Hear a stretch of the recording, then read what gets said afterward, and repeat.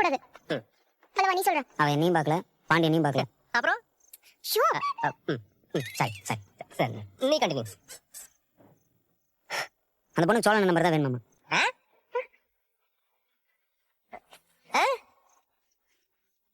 உன் நம்பர் வாங்கி உன்கிட்ட பேசுறது தான் என்ன அப்படி பார்த்துருக்கு.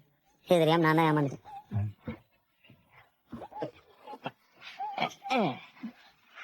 டேய், அந்த பொண்ணுக்கு ஒன்னதான் பிடிச்சிருக்கான்.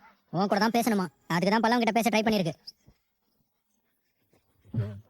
இது தெரியாம நீ வேற தேவையில்லாம என்ன கோத்து விட்டு வானதி உள்ள வந்து அந்த பொண்ணை திட்டி பெரிய சீன் ஆயிடுச்சு.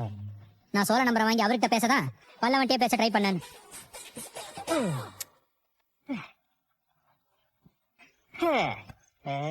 Okay okay.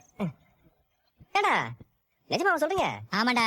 சே, கொஞ்சம் அழகா இருந்தாலும் இதாண்டா பிரச்சனை.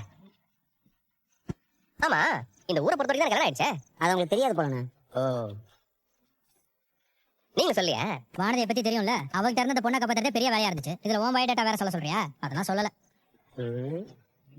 ஆனா இதுல நான் தானே ரொம்ப பாவம். முதல்ல அந்த பொண்ணு என்ன பாக்குதுன்னு நினைச்சேன், அப்புறம் பாண்டியன் என்ன பாக்குதுன்னு நினைச்சேன். இப்ப அதுவும் இல்ல, அந்த பொண்ணு ஒன்னதான் பாக்குதுன்னு நினைக்கும் போது ஒரு மாதிரி இருந்தேன்.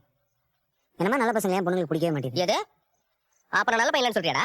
நீ என்ன அந்த பொண்ணை பார்க்க போறியா? இல்ல பல்லவா, நாளைக்கு அந்த பொண்ணை பஸ் ஸ்டாப்ல பார்த்தனா இவனுக்கு கல்யாணம் ஆயிடுச்சுன்னு சொல்ற. எனக்கு வேற வேலை இல்லையா? இதுவரையும்